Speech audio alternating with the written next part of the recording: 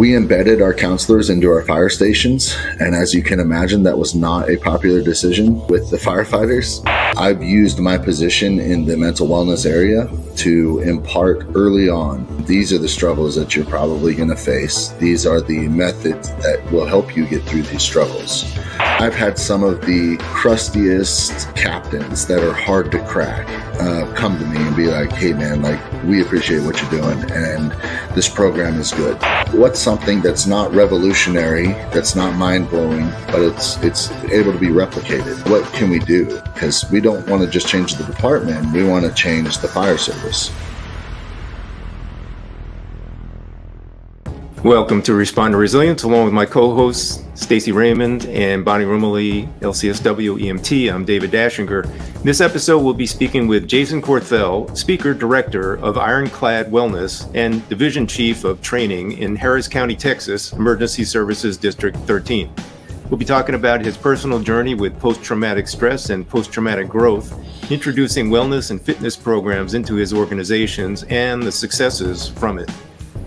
We invite you to like and subscribe our YouTube channel as Respond to Resilience. We're on Facebook, Responder Wellness Inc. and Responder TV, ebsradio.com, Apple Podcasts, all the podcast platforms, and visit our website for past episodes and guest information. It's respondertv.com.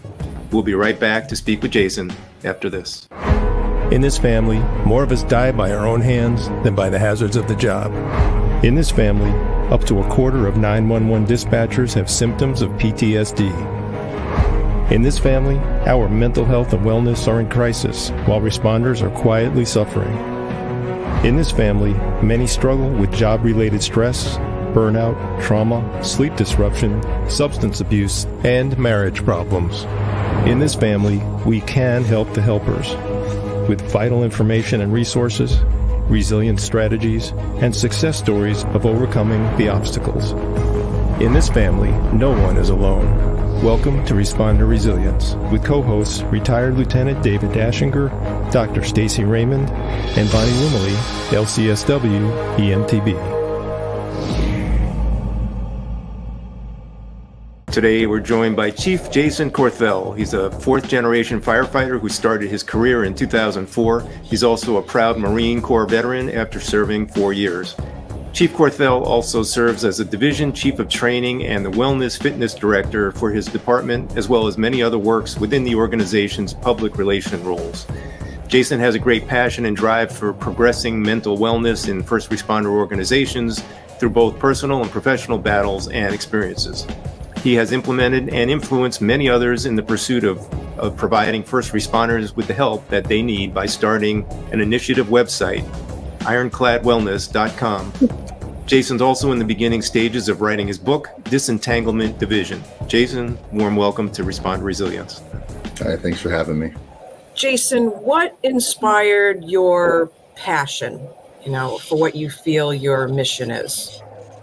I think it comes from my story. I didn't ever obviously have a goal or dream to end up in this position. It simply just kind of played out that way. The fact that I had some very difficult times and some run-ins with some addiction problems and some very traumatic calls, and then obviously the big Mayday that really sent me spiraling out of control.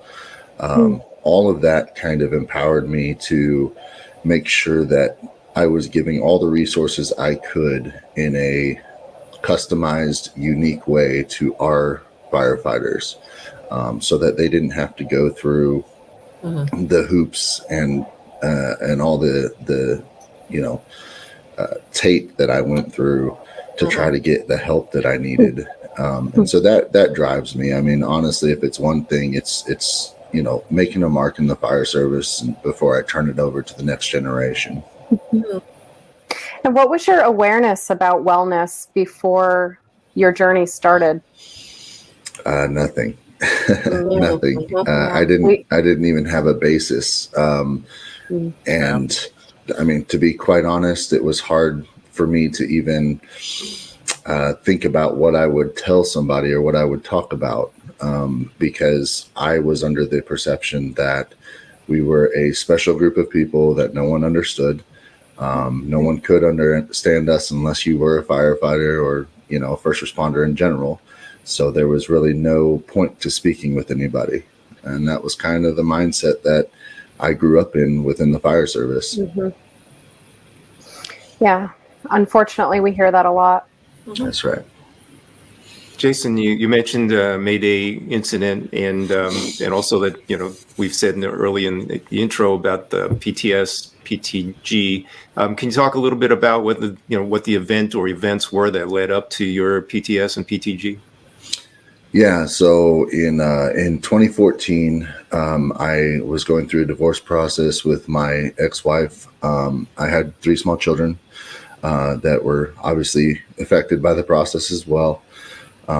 It wasn't, I guess, an easy thing to go through. I'm assuming most divorces never are, but when you involve children, that can really put a lot of stressors on both parties.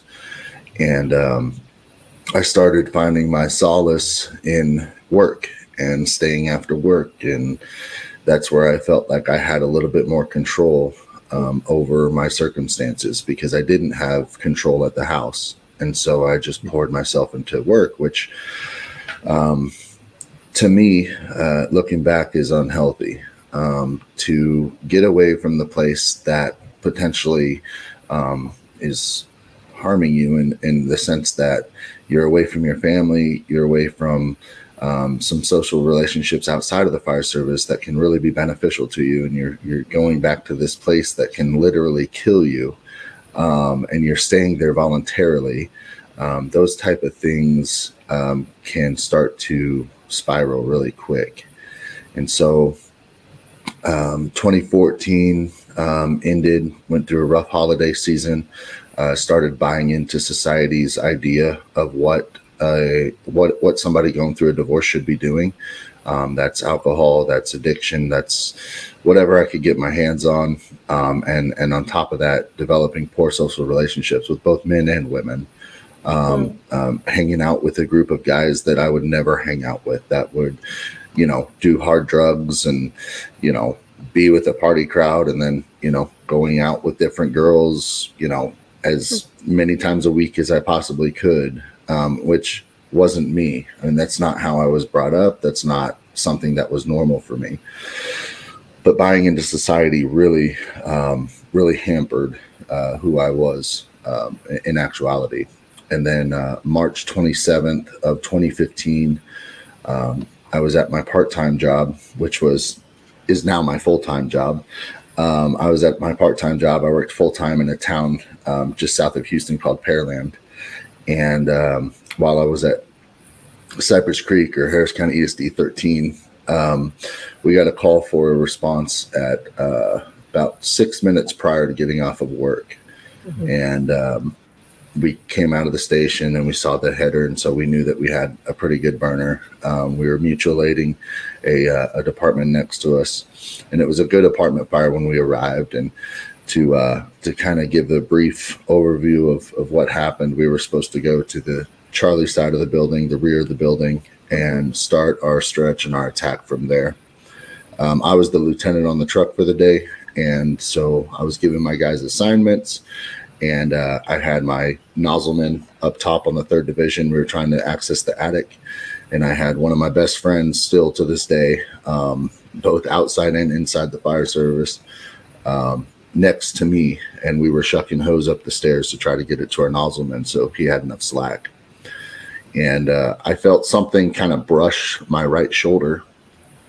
And I thought that was weird, because nothing should be coming down on top of us. We weren't making an interior attack. We weren't doing anything, crazy. And you're always usually taught that the stairwell is a pretty safe place to be if you have to bail out.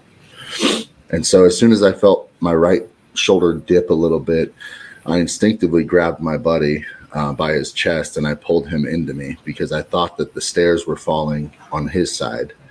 And really, the stairs were falling on my side. So I pulled him into the collapse with me, not knowing, obviously, what I was doing. And we can joke about it today. But I pulled him into me. And we essentially had both a stairwell and a landing from the second and third floor come down on top of us. And somehow my radio and all of that mess got dislodged from how I was holding it or how it was in my pocket. I can't remember exactly, but I know I had my radio because there's radio traffic with me talking on it. And so I didn't even get to call my own Mayday, and I couldn't have called my own Mayday because I was pinned down underneath these concrete stairs. And I just remember my buddy screaming that his legs were burning because he came down on top of a bunch of embers. And I was trying to, with my one free hand, I had my right hand outstretched in front of me and I had my left hand pinned underneath me. I was trying to sweep underneath his legs to try to get as much embers out from under him as possible. And the way he fell, he had basically his head in between his legs, his knees. And so his SCBA bottle was holding up the whole landing on top of him. And every time he tried to dislodge himself, it would get a little bit worse and a little bit worse because the weight would just come down on top of him. So he ended up passing out, losing consciousness probably 3 or 4 times. I would try to be screaming to him and hey man, like, you there? You okay? You know, they're coming to get us. You know, I heard somebody call a Mayday. They're coming to get us. But every time I picked up my face from my mask to call out to him, I would lose a bunch of air because my regulator hose was trapped underneath my stomach. And so my mask wouldn't move up with my face. And so I knew that I had to start conserving air because at that time I didn't know what was on top of us. I thought the whole building fell in on us. So I was preparing for the long game. And basically I started thinking like, I'm going to go out, you know, I'm going to go out this way for sure. Like this is, and a lot of my, you know, they tell you in fire school that your foundational training is going to kick in. You know, one day your foundational training, you're going to need it. You're going to revert back to it. And sure enough, I mean, it really did. And so, you know, those few minutes that I was underneath all that rubble really kind of felt like 2 days. I felt like we were stuck underneath there forever. And I know a lot of people say that, but it's so true. You know, it was probably 5 to 7 minutes tops, but it felt like forever. And when we did that, they had another crew come down. They basically stopped fire operations and they dumped everybody over to us, which obviously if there's some firefighters listening, and I'm sure LT knows that you don't want to stop fire operations. That's what's making the scene a lot worse, right? You want to have other resources address your Mayday. And so actually, I'm with the guy at conference right now that was there with me when that happened. They ended up pulling me out from the rubble, and I remember holding on to my buddy's pant leg and making sure like he's coming out with me for sure. Like I'm not leaving without him. And they assured me that he was on his way to getting out. So they transported us, and that was super emotional, you know, obviously. Lots of tears and lots of hugging and stuff like that. They actually ended up transporting us in the same ambulance. But one thing that I very vividly remember is my assistant chief, who came to the scene, obviously, because he heard the Mayday. I'm laying in the back of the ambulance, and he came to me and he said, hey, who do I call? Like, who do you want me to call? Because he knew I was going through a divorce and stuff, you know, and he didn't want to overstep and call my ex-wife. And I just remember sitting there in the ambulance, and I'm like, damn, I don't have anybody. I don't have anyone for you to call, you know, like, and my mom at the time, which is in my book, but my mom at the time was not in my life. She was struggling with her own addiction and her own problems. And my dad lives in Oregon. And so I didn't have anybody. Eventually my ex-stepdad got the phone call, and he came up and was great to have him. And he's still in my life today. But that was kind of the first moment that I felt isolated and alone, you know, to that degree. I physically felt alone. I emotionally felt alone. And I didn't know it at the time, but what that incident brought to me was a lot of attention.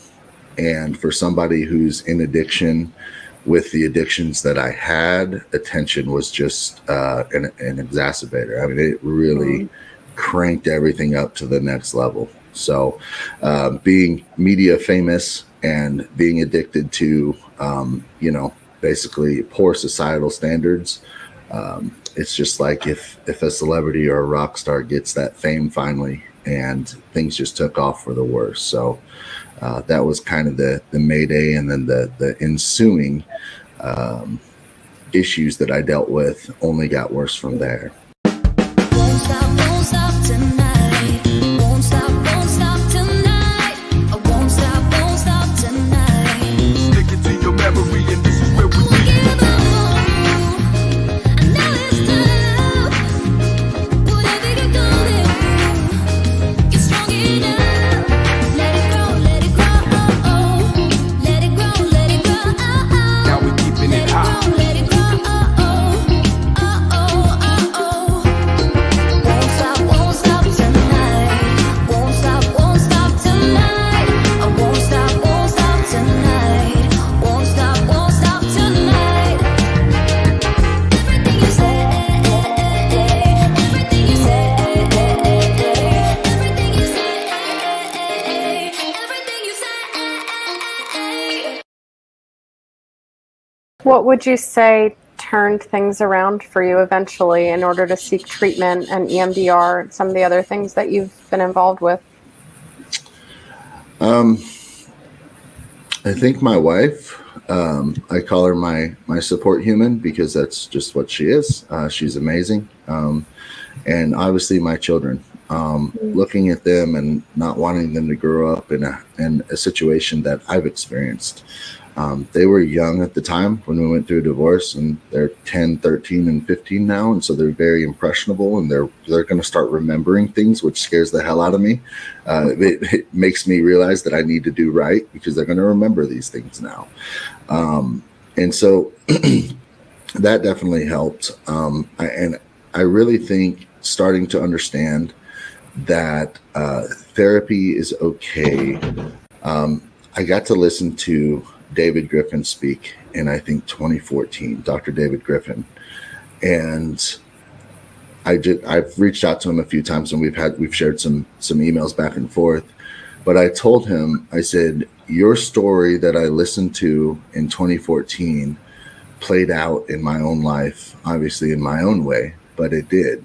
And he comes from a bad incident with the Charleston 9 that passed away. And he was the first in driver on that. And then he went into a life of addiction and struggle.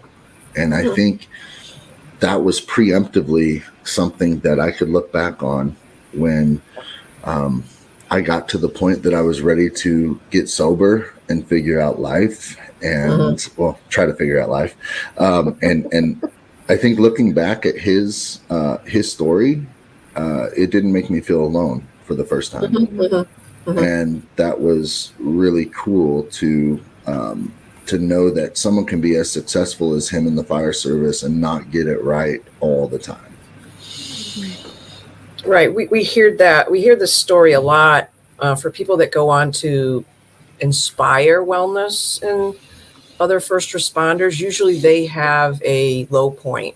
You know, we say there's like that breakdown or hitting rock bottom before you can break through and climb up, you know. And so on the one hand, it's unfortunate that you had to go through that, and many of the inspiring individuals that we interview have had to go through that. But on the flip side, you also are an inspiration, you know, and so we need to hear from people like you. When it comes to occupational cancer exposures, members of the fire service are some of the highest risk professionals nationwide.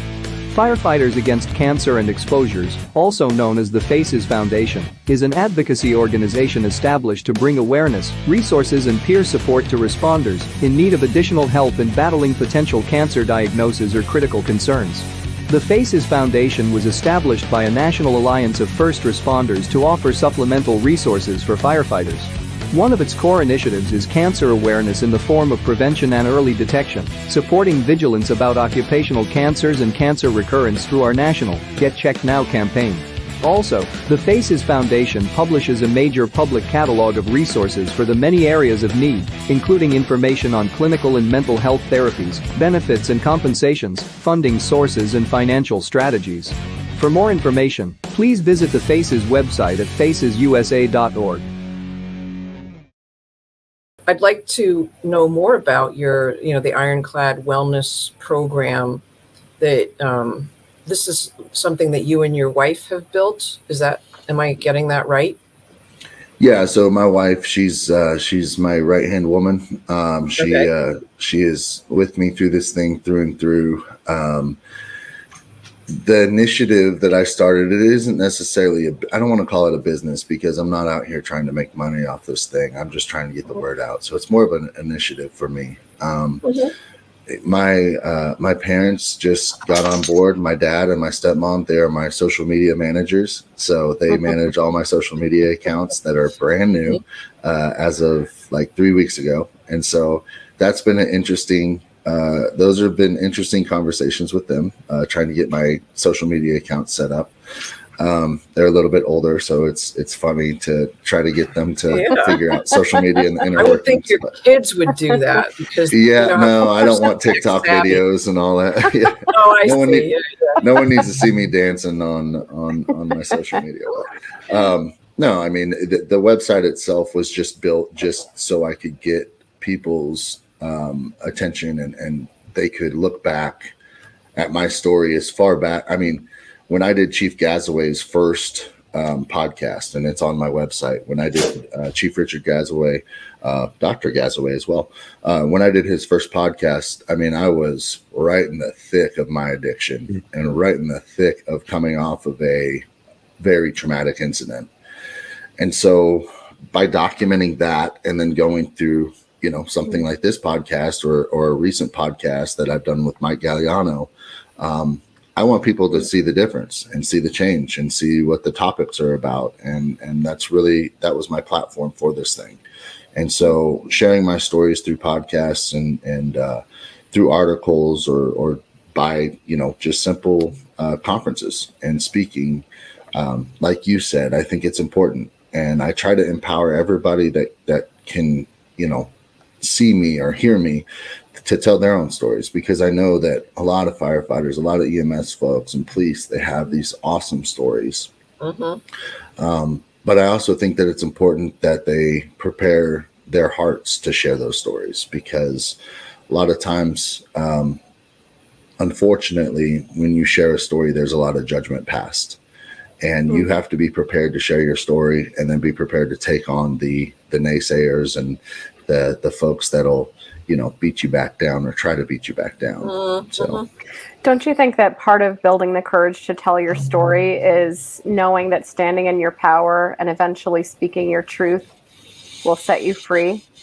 Oh yes. Yeah, 100%. And it was funny because I don't drink anymore, but after conferences and especially after I speak, I know a lot of people don't come up to me right after the conference, right? They want to come after me at the happy hour after they've had a few drinks, and then they start talking and, I know the routine. And so we had a gentleman last night that came up and he was, he has a story and it's very similar to mine. And he'd obviously had a few drinks, but I was trying to kind of cut through all that and get to the heart. And really what he said, I'm in charge of 38 people and I have a story and I want them to know my story.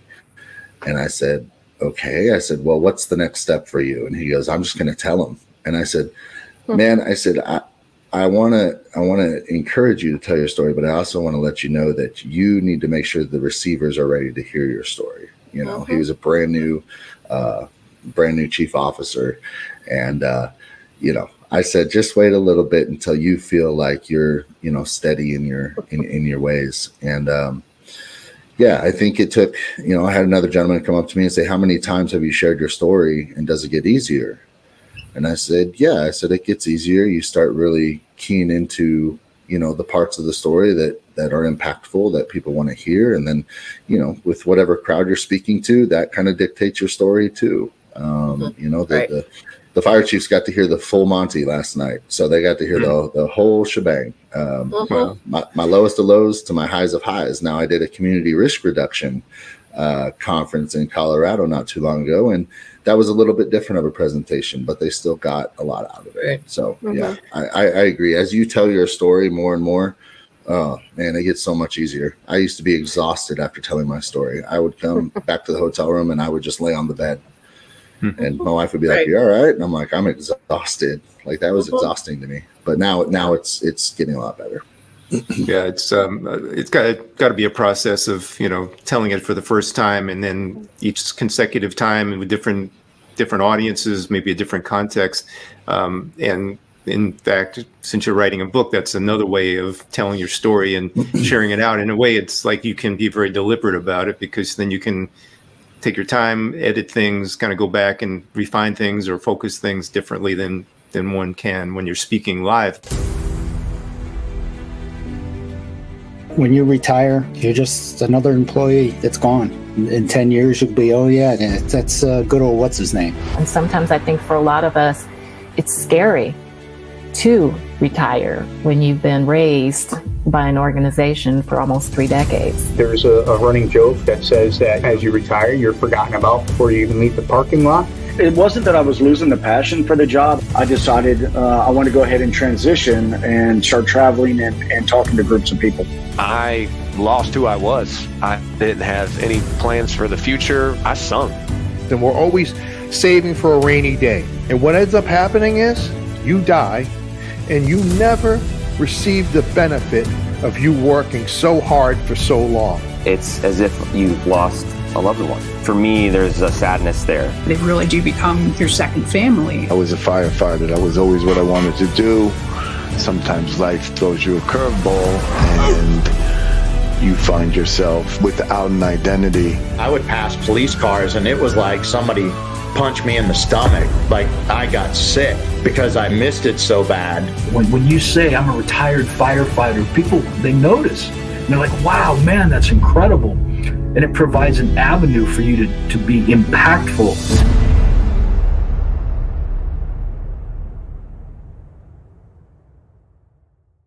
Talk a little bit about the book, Disentanglement Division. Like, how does that relate to your story? And part B is, now as a chief of training, like, how has all this affected your the way that you train firefighters?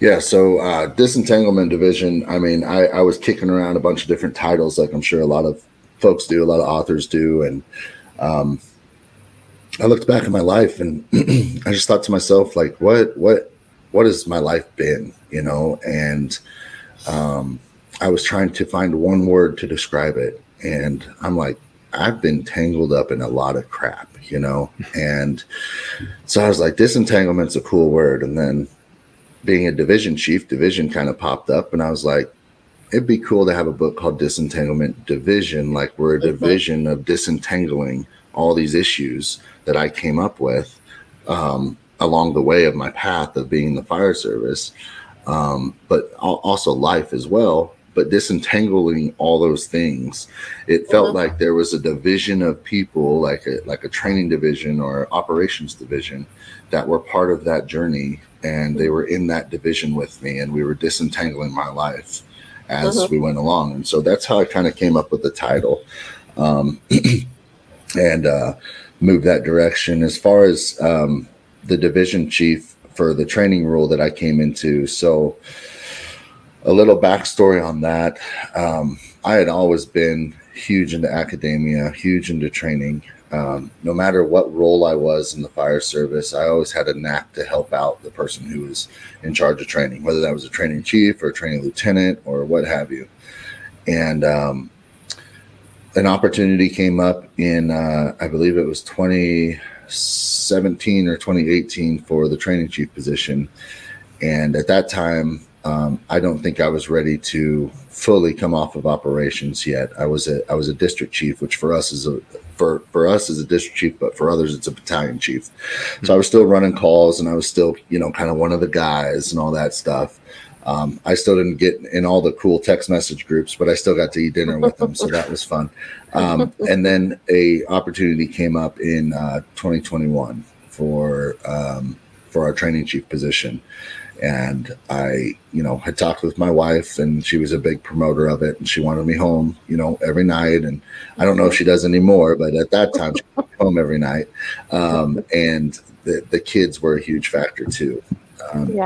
Missing those holidays and missing those birthdays and those sporting events, it just got old. It got tiring, and my sleep pattern was out of control. My health was terrible. My drinking was terrible. Everything was pretty much terrible. And I got this, 9 to 5 position, and I'm like, man, this is cool. This is awesome. I was completely off all dinner lists and text message lists at that point. I think once you go to an administrative chief, people will just kind of cut you out. So I've been finding a new group of chief friends to hang out with that can share in my misery. And we like to hang out a lot and talk about the role. But employing others as a training chief has been an awesome feeling to see transformation within people. I also teach at the local college, at the fire academy.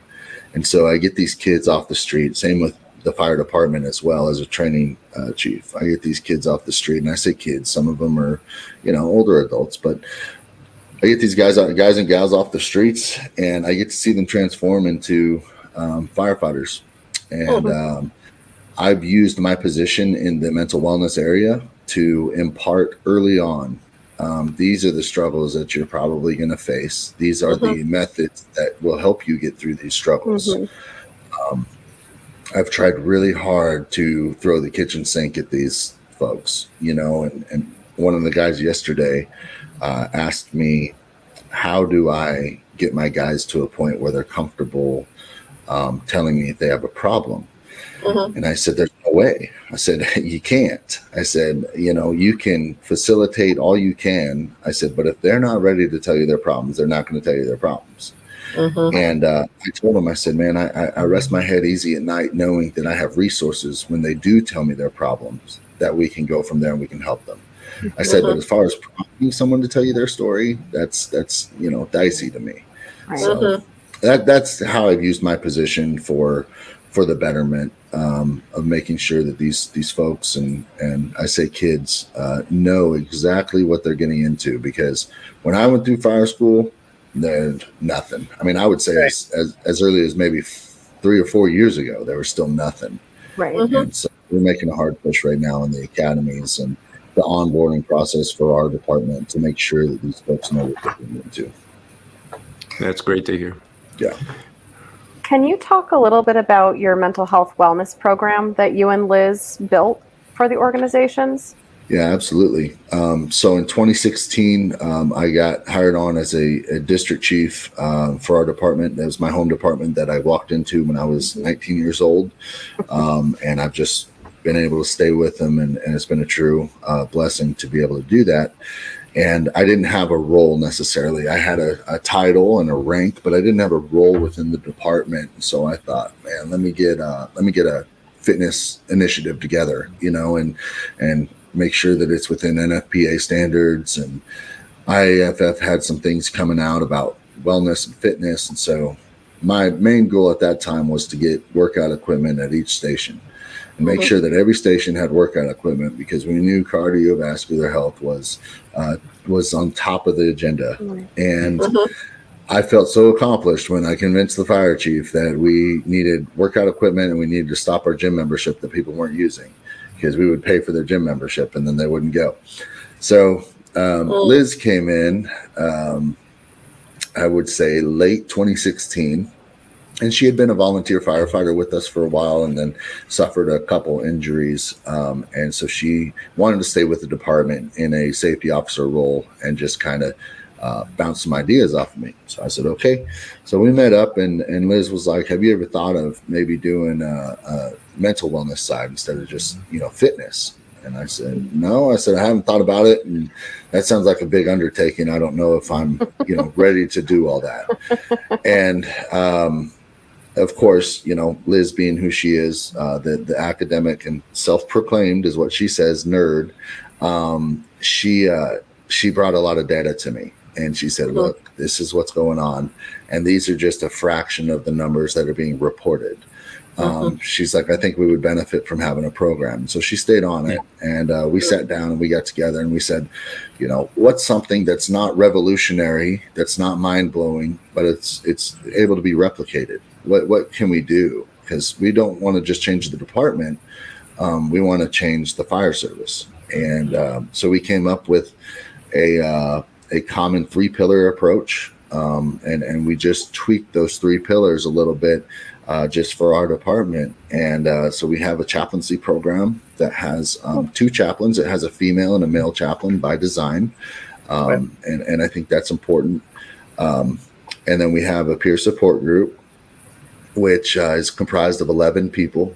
And the way that peer support group was formed, my first question was, would you take part in the peer support group yourself? Like, would you refer yourself to peer support group if you were struggling? And of course, everyone said no, right? And, I'm not going to peer support group. I don't need that. But then the second question was, would you refer someone else to peer support group? And of course, the answer was yes. And so I'm like, these dang firefighters, won't take care of themselves, but they'll send their buddies to this program, right? Yeah. And I knew that was going to happen somewhat by design, but I just wanted to make sure I was verifying what I thought was going to happen. And so then the third, I guess, question or survey was, if you had to choose 7 people to know your deepest, darkest secrets in your story, who would you choose? And so they got to select 7 out of 150 people, which is our entire roster, including our administrative staff. Right. And then the last question that I paired with question number 3 to form our peer support group was, would you be interested in being part of the peer support group? Would you be a peer support group? Yeah. And so I took number 3 and number 4 and I paired them up because even though somebody might be trusted within the department, if they said they didn't want to be part of the peer support group, I'm not going to be like, hey man, a lot of people trust you, but you said you didn't want to do this. Would you reconsider? I'm not going to go down that road. So I luckily found 11 folks that were, actually I found 10 folks, and I'll tell you about the 11th here in a second. I found 10 folks that were voted on and that were, highly respected within the department. And within those 10 folks, I made sure that there was females and males again. I made sure that each shift had a representative. I made sure that most of the ranks, if not all the ranks, were represented, and then obviously the different pay grades. We still have a few volunteers left. We have some part-time firefighters, and then we have obviously our full-time firefighters. So I wanted an array of the demographics to be represented with the peer support group. And then one of my chaplains, who's also a peer support group member, came to me and said, hey, my wife was interested in helping out any way she can with peer support. And I was like, man, that's kind of off the wall. Like, she's never done this before. I don't know how she can relate to the firefighters and all this. And then I got to thinking, I'm like, this lady's been a nurse pretty much her whole life. She's seen a lot of things. And I said, she's been, married to this firefighter for 30 years plus. So I know that they've gone through some things, and they've experienced loss of a child and all kinds of ups and downs. And I said, I wonder if I can make her a spouse peer support specialist, someone that a firefighter's spouse can come to and talk to. And then if we have maybe a young firefighter couple that's going through it, in the first years of their marriage, like we seem to do, I can sit them down with this individual and his wife, and they can hash it out and be like, yeah, the rough part's starting, and it's probably not going to end for a couple more years, but it does get better.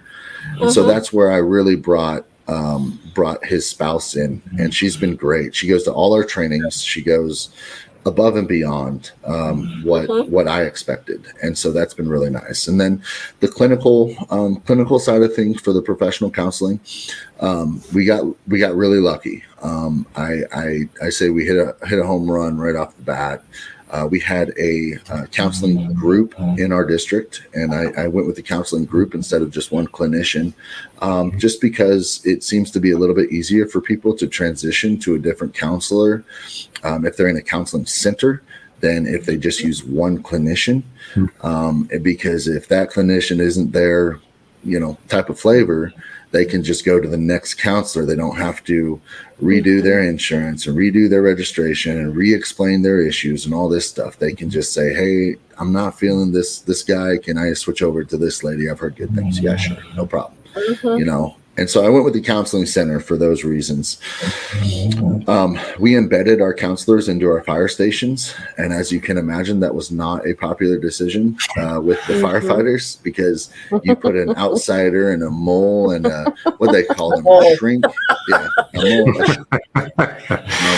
mole. Mind reader, witch doctor, whatever. Yeah. Right. So Ouija board specialist. Yeah, exactly.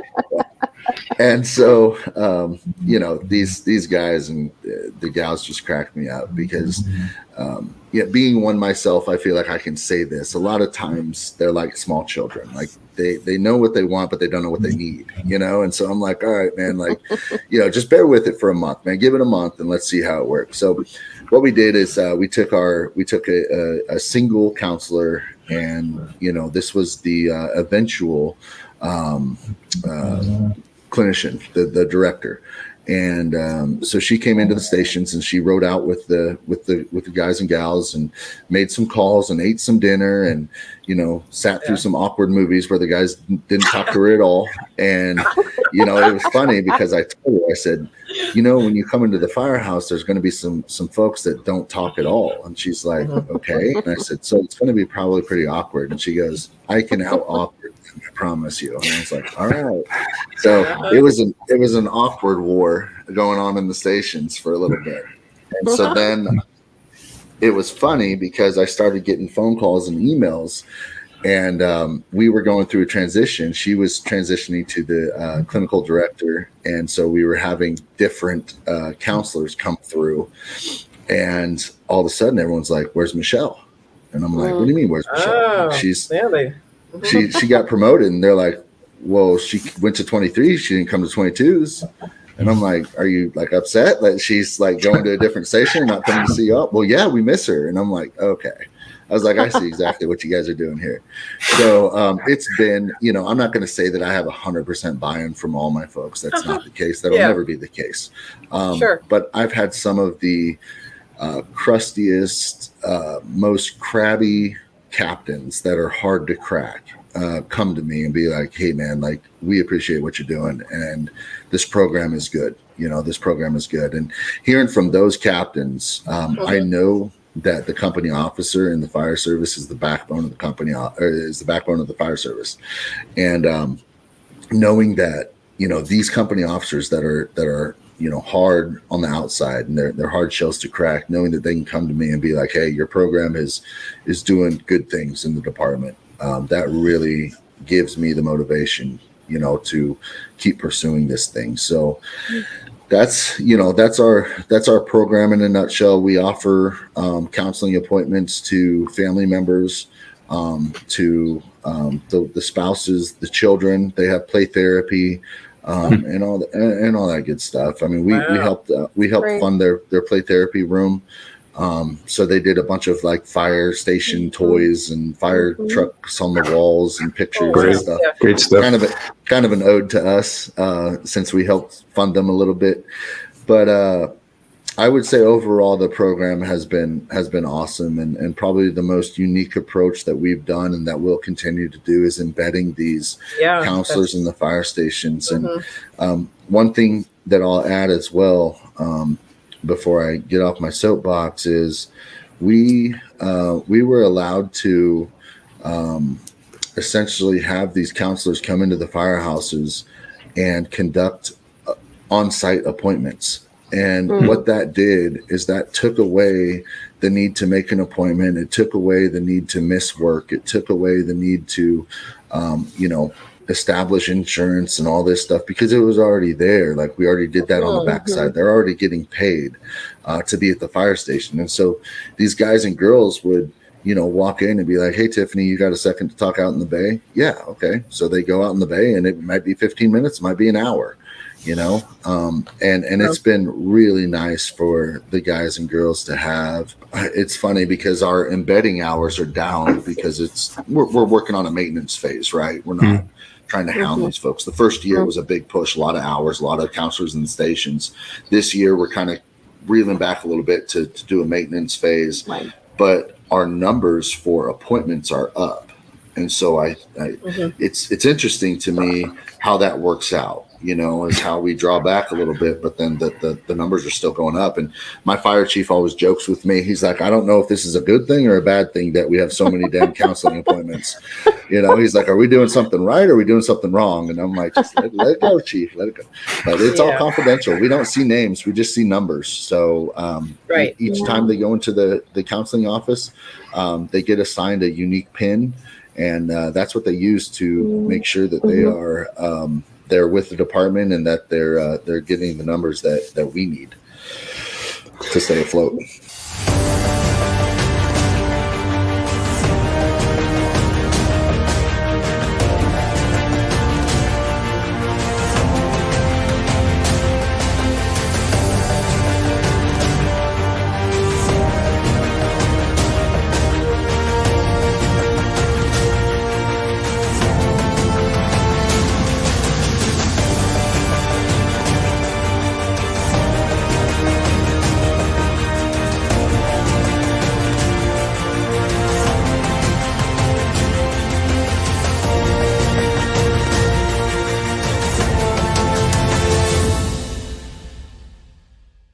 I have a question about funding. Like how do you pay the counselors to be there?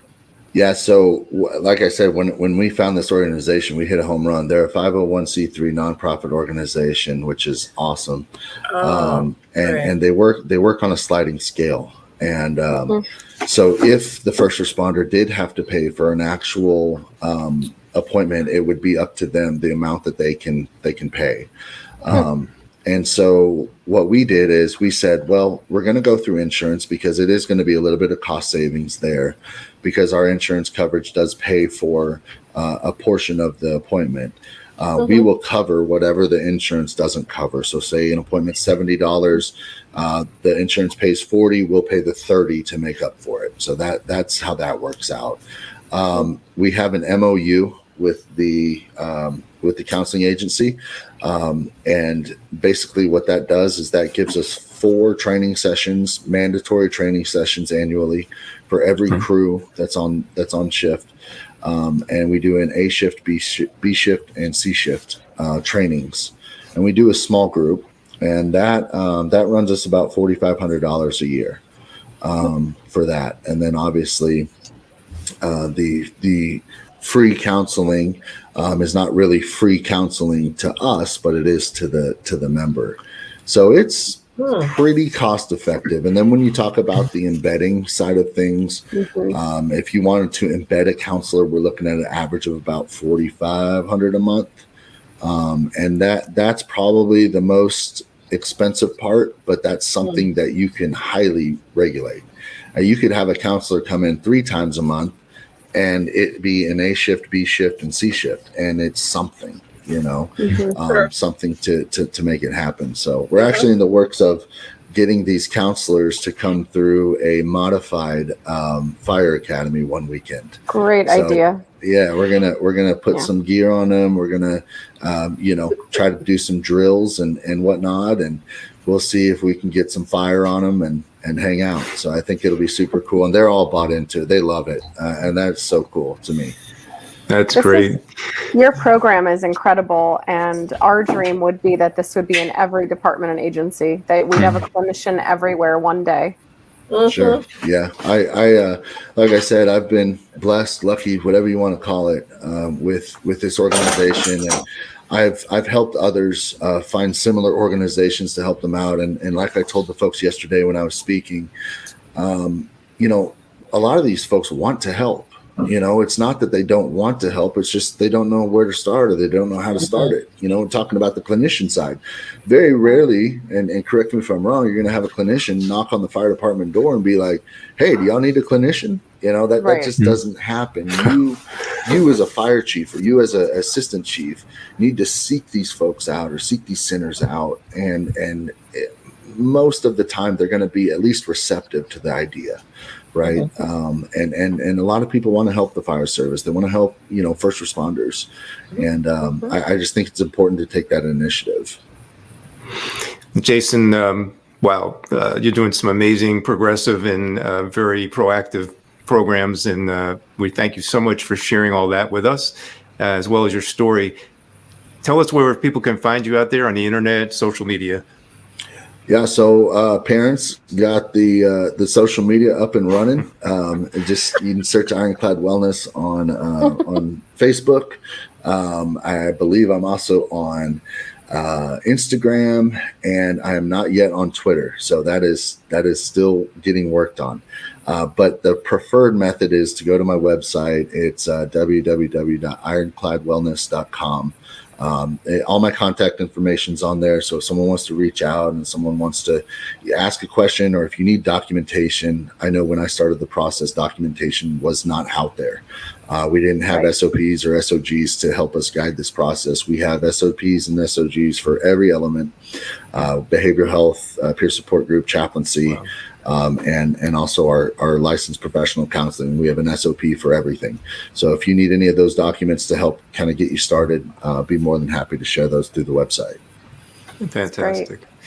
Well, wish you continued success, and especially with your upcoming book, Disentanglement Division, and with all your speaking engagements. Thank you, Jason, Chief, for being with us and sharing all this today. And we really value your contribution to the fire service. Absolutely. Thanks for having me, guys. It's been great. Thank you. Yeah, absolutely. Be well. Thank you. Thank you. Thank you. Thanks, Stacy. Remember to like and subscribe our YouTube channel, Responder Resilience. We're on Facebook, Responder Wellness Inc., and Responder TV. We're also on bbsradio.com, Apple Podcasts, Spotify, every podcast platform for the most part. And come to our website, respondertv.com, for past episodes and guest information. Till the next time, stay safe, be kind to yourself. Take care.